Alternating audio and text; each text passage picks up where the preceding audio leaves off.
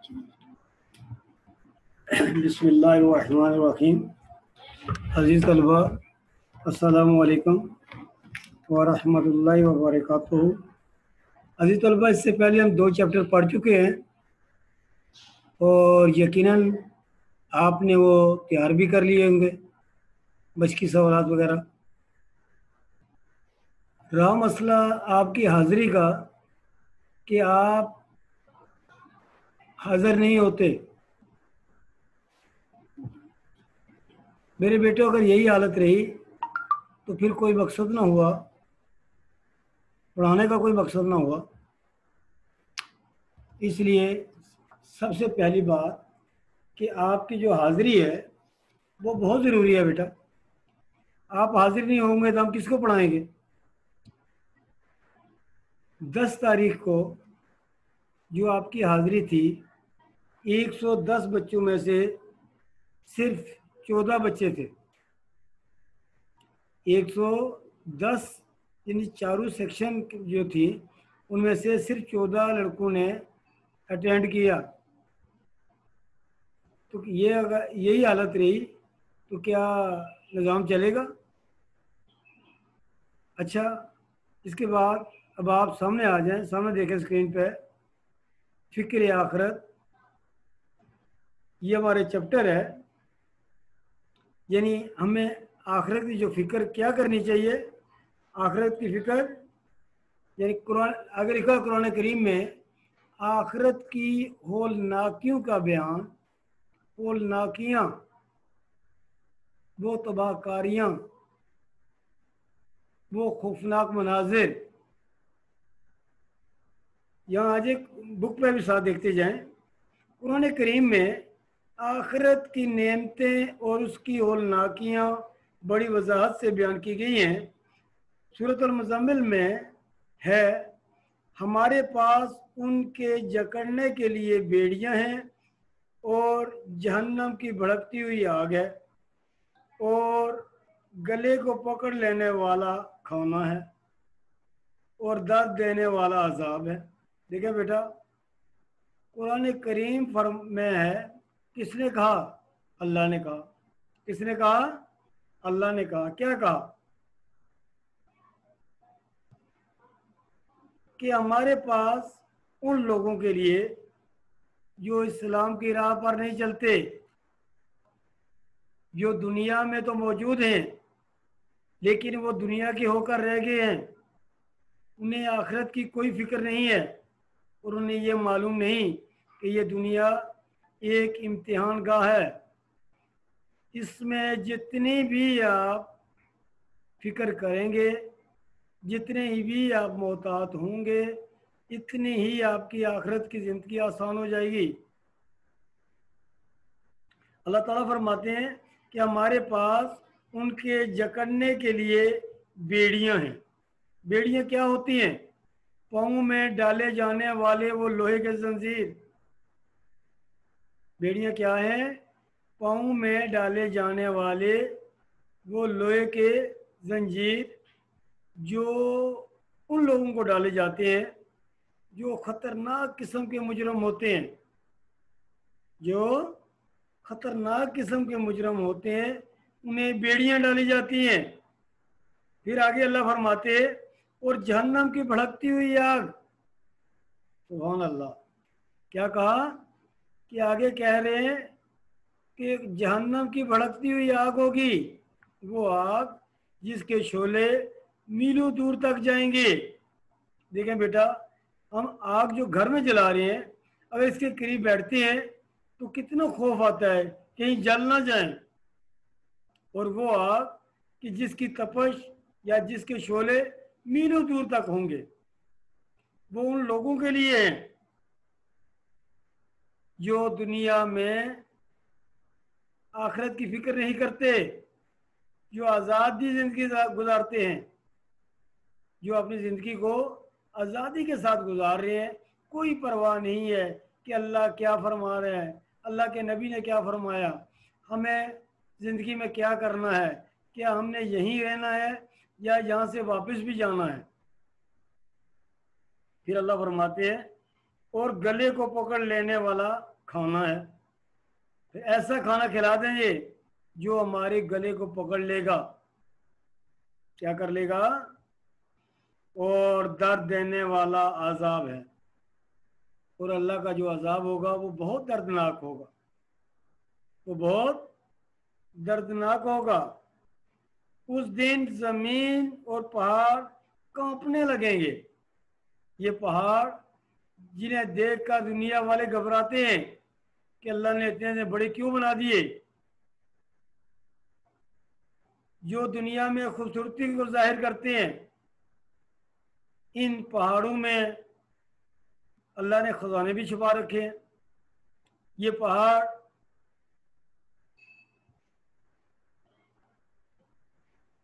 جن پہ طرح طرح کا سبزہ اگا ہوتا ہے اور ہماری سیرگاہیں بھی بنی ہوئی ہیں.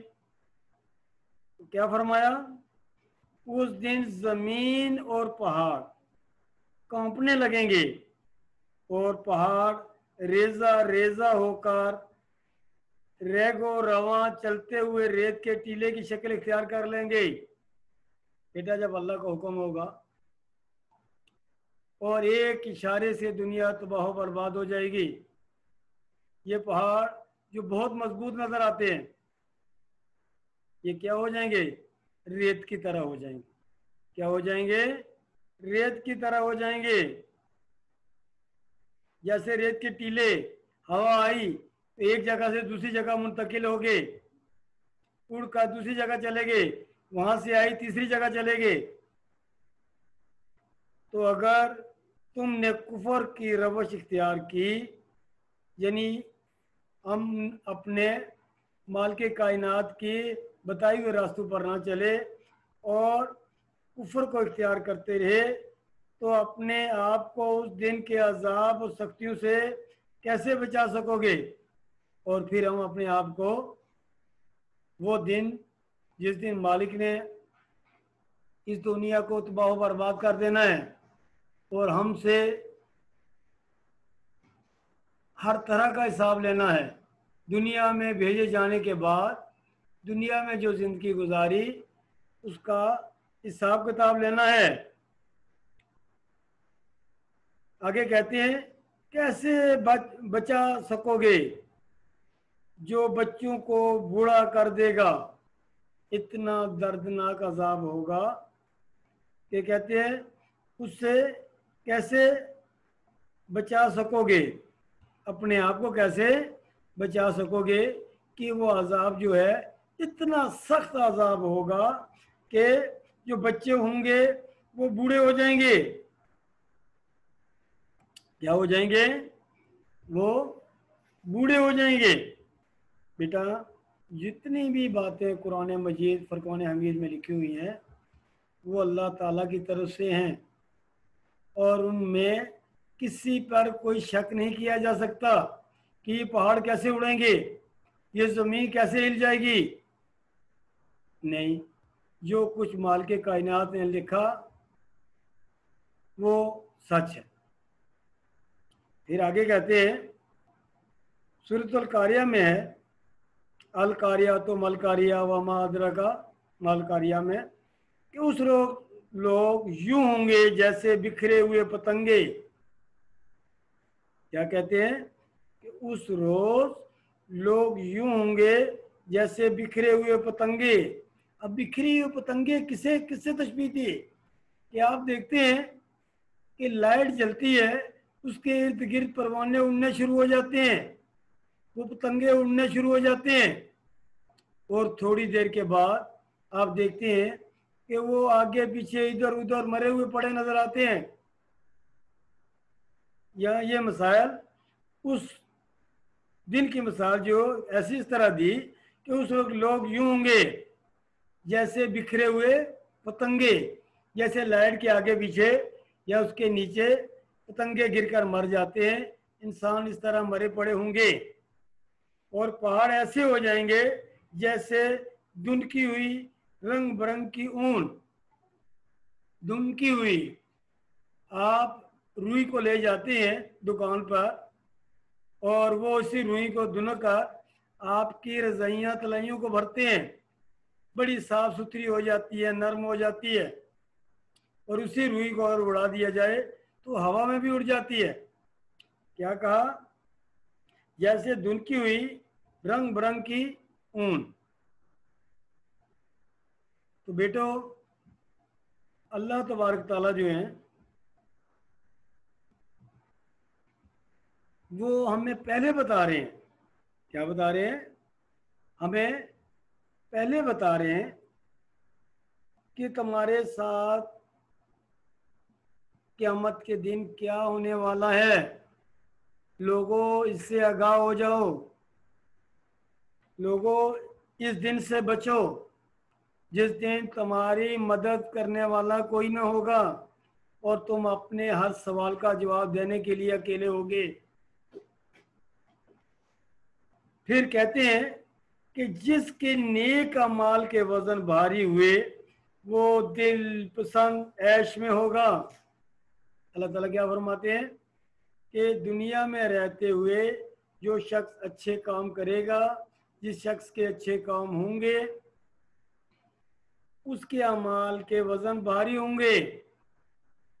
और जो दुनिया में दिल लगा बैठा, दुनिया का होके रह गया, मरने की कोई फिक्र नहीं, आखिरत की कोई फिक्र नहीं, वो उस दिन पछताएगा। वो उस दिन पछताएगा और फिर दूसरों से मदद तलब करेगा, लेकिन वहाँ कोई मदद करने वाला, हत्ता कि तुम्हारी माँ जो तुम्हारे सबसे ज़्यादा मोहब्बत करने वाली है वो भी तुम्हें नहीं पहचानेगी।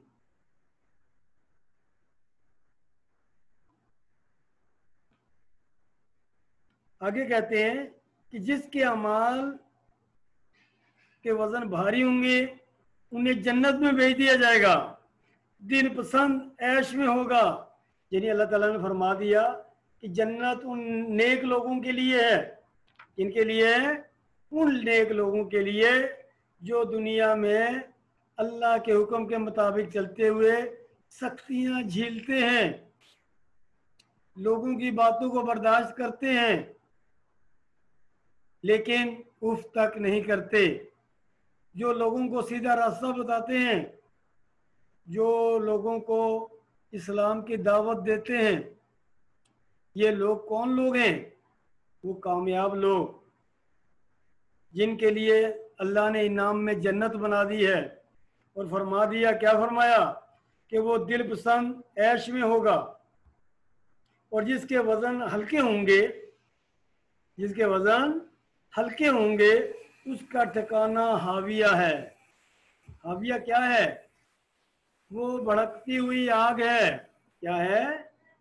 वो भड़कती हुई आग है, वो दहकती हुई आग जिसके शोले मीलों दूर तक जाएंगे, जिसकी तपश मीलों दूर तक होगी। इसी आगे हजूर अकरम सल्लल्लाहु अलैहि वसल्लम फरमाते हैं कि फिक्र आखिरत के हवाले से हजूर का अमल क्या है।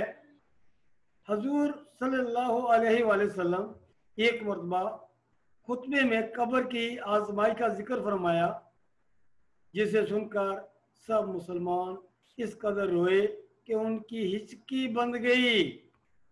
क्या हुआ कि रसूलुल्लाह सल्लल्लाहु अलैहि वसल्लम ने कुरान, यहाँ कहते हैं कि रसूलुल्लाह सल्लल्लाहु अलैहि वसल्लम ने कुरान की इन तालीमात की तोज़ी फरमाई।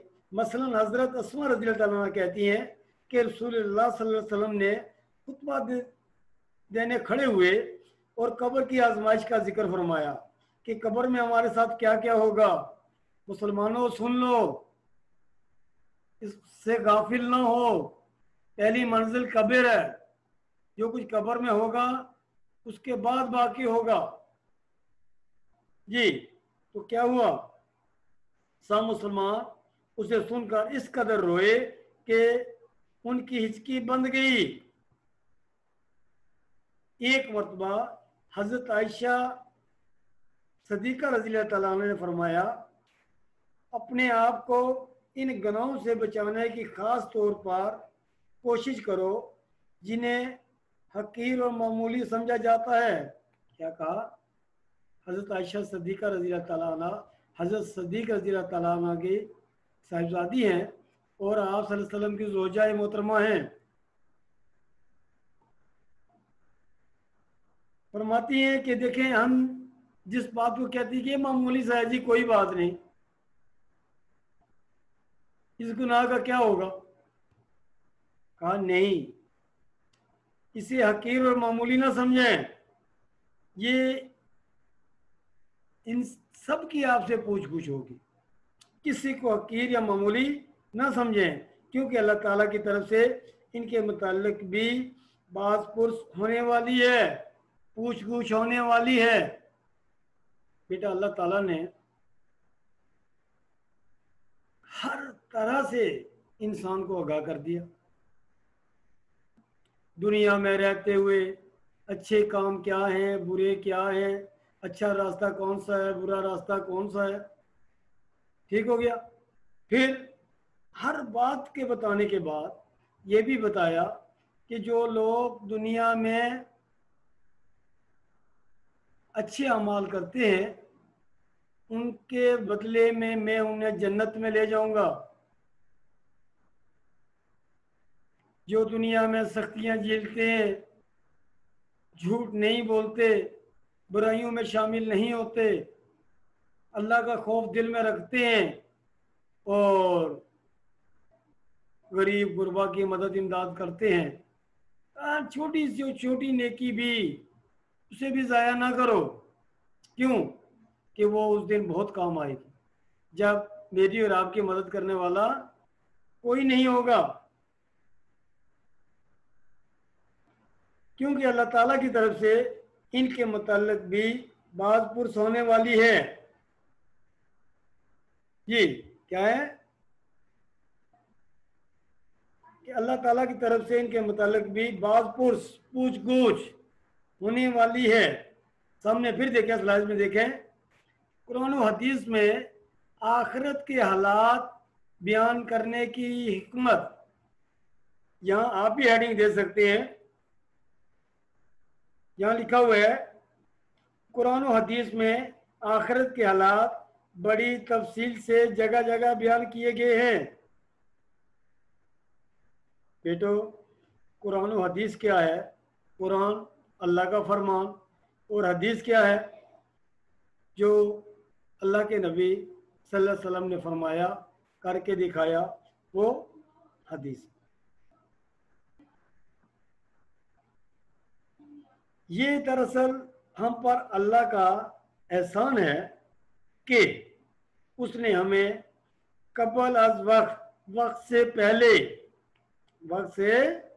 پہلے آخرت کی جزا و سزا سے آگاہ فرما دیا ہے کہ لوگوں قیامت کے دن کیا ہوگا،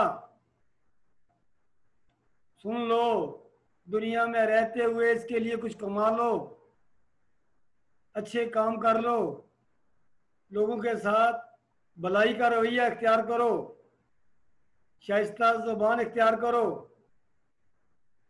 نماز کا اہتمام کرو، قرآن کی تلاوت کرو اور اپنے والدین کی خدمت کرو، اپنے اساتذہ کی عزت کرو، اپنے پڑوسیوں کا خیال رکھو،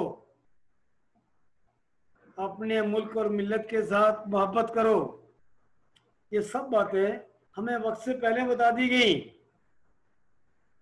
کہ لوگوں تم سے ان تمام باتوں کے متعلق پوچھ گچھ ہوگی۔ قبر کی بھی زندگی کے متعلق بتایا، آخرت کی زندگی کے متعلق بھی بتا دیا، پہلے بتا دیا، نہ کہ بعد میں بتاتے کہ مرنے کے بعد کیا ہوگا، کوئی علم نہیں، مرنے کے بعد پہلی زندگی جو ہماری منزل ہے وہ قبر ہے، جسے عالم برزخ کہتے ہیں۔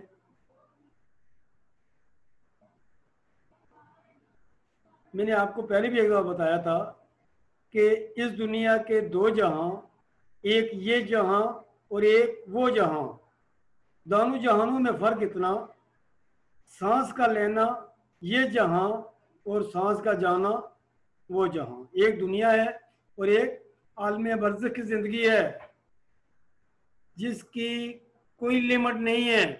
दुनिया में रहते हुए कोई 10 साल का मरा, कोई 20 साल का, कोई 50 साल का, किसी ने 100 साल की उम्र पा ली, लेकिन आखिर चला गया। लेकिन आलम बरज़ख की ज़िंदगी जो है उसकी कोई लिमिट नहीं है कि कितना अरसा हम कब्र में रहेंगे। जब तक क़यामत का ज़हूर नहीं होता या जब तक क़यामत नहीं आती, उस वक्त तक जितने भी दुनिया में आए हुए इंसान गुजर चुके हैं वो कब्र की ज़िंदगी गुजारेंगे। तो बेटो, इस दुनिया में रहते हुए मैं और आप, हम सब अच्छे काम करें। अच्छे काम के सिले में क्या होगा,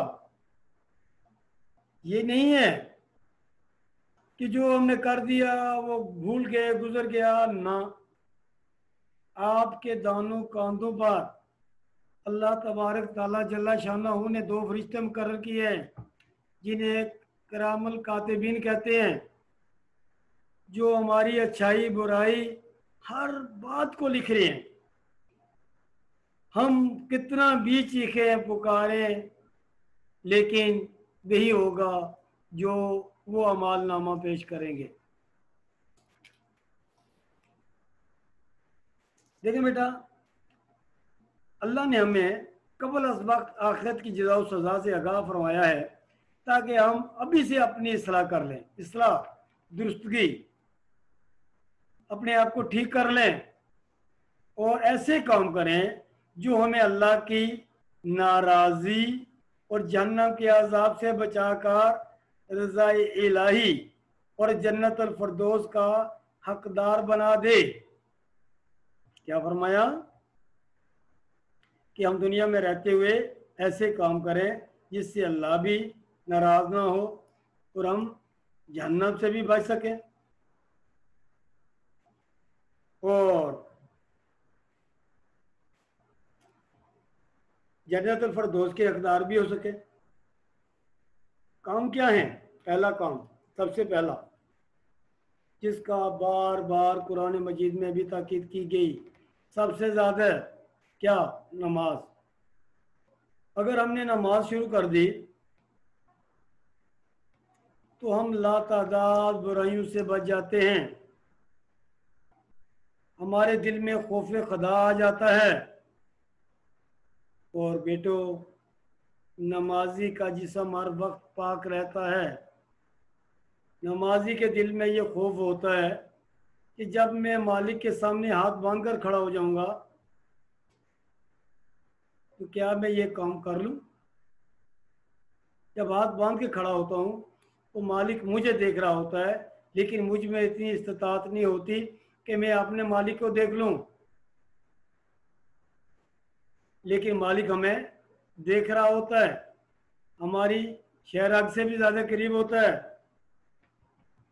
इसलिए हमें दुनिया में रहते हुए हर वो काम जो कुरान और हदीस के मुताबिक हो, जिसका हमें हुक्म दिया गया हो, अगर कर लें तो हमारी आखिरत की ज़िंदगी जो है वो शानदार हो जाएगी। कब्र की ज़िंदगी शानदार हो जाएगी। यूं ही घर वाले छोड़कर हटेंगे, कहते हैं कि वो कब्र बागों में से एक बाग बन जाएगी।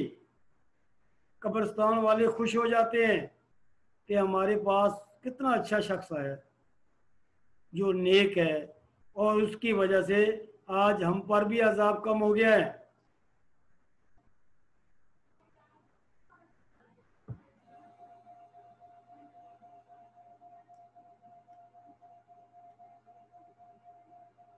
जी बेटो, अब क़यामत के दिन सबसे पहले इंसान से नमाज के मुतालिक हिसाब किताब लिया जाएगा, जिसका मैं जिक्र आपसे कर चुका हूँ। इसलिए फ़िक्र आखरत का अव्वलीन तकाजा ये है, अव्वलीन, अव्वल या पहला तकाजा ये है कि वो हमसे ये चाहता है कि हम रोज़ाना 5 वक्ता नमाज में कोताही ना करें। यानी नमाज को इस अंदाज में पढ़ें कि मेरा मालिक मुझे देख रहा है اور میں मालिक को देख रहा हूँ। अमाल साला को अपनाएं, अच्छे अमाल को अपना लें और हर इस काम से इज्तनाब करें। इज्तनाब परहेज, हर उस काम से परहेज करें जो आखिरत में हमारी बर्बादी और रुसवाई का बायस हो। क्या कहा? सबसे पहला काम कि हम पंजगाना नमाज के पाबंद हो जाएं, हम पंजगाना नमाज पढ़ना शुरू हो जाएं। उसके बाद क्या होगा? हमारे अमाल भी अच्छे होने चाहिए, अच्छे अमाल को हम अपना लें। अच्छे अमाल को अपनाने से और बुरे अमाल को से दूर रहने से क्या होगा? हम बर्बादी से बच जाएंगे, रुसवाई से बच जाएंगे, दुनिया में रहते हुए लोगों के सामने शर्मिंदा नहीं होंगे। एक नमाजी की माशरे में इज्जत होती है। अगर उसके मुतालिक कोई बात की जाए, कहते हैं भाई चुप हो जाएं, कैसी बात कर रहे हैं आप? यार ये तो 5 वक्त का नमाजी है, हमने कभी इससे कोई ऐसी बात नहीं सुनी। सोच लें कि दुनिया वाले भी नमाजी के मुतालिक गवाही देने को तैयार हो जाते हैं कि यार ये 5 वक्त तो हमारे साथ नमाज पढ़ता है। नमाज के दौरान बाद में मिलते जुलते कभी कोई ऐसी बात नहीं की, तो फिर अब मुझे बताएं कि माल के कायनात के पास हमारी कितनी कदर व कीमत होगी? वो शख्स जो दुनिया में रहते हुए कुरान और हदीस के मुताबिक अपनी ज़िंदगी गुजार रहा है। हमारा उठना बैठना चलना फिरना खाना पीना नहाना धोना गर्ज ज़िंदगी के जितने भी मामलात हैं, वो अगर सब इसके मुताबिक हम कर लें तो बेटो हम यकीनन उस जन्नत के हकदार होंगे जो माल के कायनात ने इंसानों के लिए बनाई है। और उसको हासिल करना मुश्किल नहीं है। उसको हासिल करने के लिए ये अमल जो मैं आपको बता रहा हूँ कि अल्लाह ने बता दिया कि सीधा रास्ता कौन सा है। अल्लाह ने हर बुरे रास्ते की भी निशानदेही कर दी। अब ये बात ना हुई कि हमें बुरे और भले में कोई फ़र्क नहीं नज़र आ रहा। हर बात की अल्लाह के नबी सल्लल्लाहु अलैहि वसल्लम ने वजाहत करके दिखाई। नमाज इस अंदाज में पढ़ी और पढ़ के दिखाई और साथ ये भी फरमाया कि नमाज को छोड़ने का कोई बहाना नहीं है। नमाज हर हालत में पढ़नी है, किसी हालत में भी माफ़ नहीं है। फिर उसके बाद दुनिया में रहते हुए हमें दुनियादारी में दूसरों के हकूक़ का भी ख्याल करना है। अब बेटो फ़िक्र आखिरत जो लफ्ज़ था, यानी आखिरत की फ़िक्र, आखिरत के मुतालिक में तो आप सोचते ही नहीं है। क्यों? तो आखिरत बहुत दूर है। अब ना मुझे मालूम है और ना आपको मालूम है कि हमने कब दुनिया को छोड़ के चले जाना है। दुनिया में दिल लगाया हुआ है, दुनिया बहुत अच्छी लगती है, दुनिया की रंगीनी बहुत अच्छी है, तो अल्लाह ताला फरमाते हैं कि इससे कई गुना बढ़कर तुम्हें एक ऐसी ज़िंदगी मिलेगी जिसमें कोई फ़िक्र फाका नहीं होगा, ना कोई कमाने का और ना ही कोई खाने का। जो जी में चाहेगा, जिसकी चाहत होगी, जो चाहोगे वो तुम्हारे सामने आ जाएगा। तो इसलिए मेरे बेटो खुदारा मुझे और आप यानी हम सबको सबसे पहला काम तो हमें एक अच्छे नमाजी बनना चाहिए। अच्छे नमाजी के साथ साथ हमने अपने अमाल पर भी तवज्जो देनी चाहिए। क्या जो अमाल हम कर रहे हैं ये अल्लाह اور اس کے رسول کو پسند ہیں. اپنا موازنہ روزانہ کرنا چاہیے. جس طرح یہاں اسکول میں آپ کو پڑھتے ہوئے آپ کا first term, mid term, second term اور پھر فائنل ایگزام ہوتا ہے، اس طرح اللہ کے بھی یہاں بہت سے امتحانات ہیں بیٹا. تو ہر امتحان میں کامیاب ہونے کے لیے سب سے پہلا کام کیا ہوا؟ سب سے پہلا کام یہ ہوا کہ ہم نے نماز شروع کی، ہم نے قرآن کی تلاوت شروع کر دی، ہم نے حدیث پر چلنا شروع کر دیا، حدیث پر عمل کرنا شروع کر دیا. اور ان تمام باتوں کو مد نظر رکھتے ہوئے کہ یہ زندگی ہماری عارضی زندگی ہے. آئے دن بیٹا آپ اعلان سنتے ہیں کہ آج فلاں مر گیا، اس کی نماز جنازہ اتنے بجے ہوگی. اسی طرح ہم نے بھی ایک دن مر جانا ہے اور ہماری بھی نماز جنازہ کا اعلان ہوگا. لیکن اس سے پہلے کہتے ہیں کہ نماز پڑھیے، اس سے قبل کہ آپ کی نماز پڑھی جائے.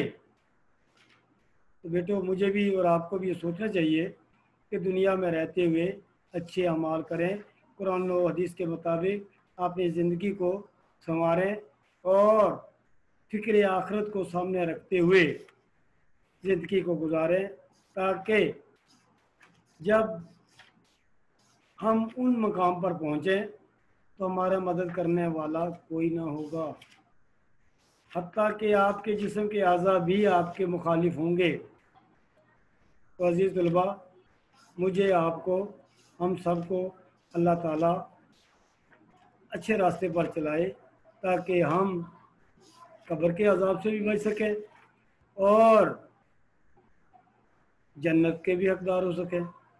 تو میں امید کرتا ہوں کہ میرے بیٹے انشاءاللہ نماز کا اہتمام شروع کریں گے.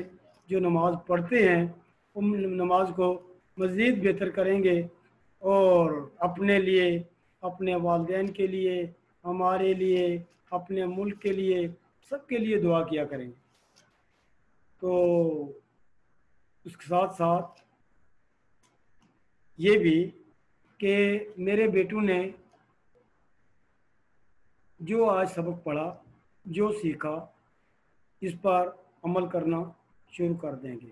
انہی الفاظ کے ساتھ میں سبق کو ختم کرتا ہوں اور میں امید کرتا ہوں کہ میرے بیٹے توجہ کے ساتھ سنا کریں گے اور عمل کریں گے. اللہ حافظ.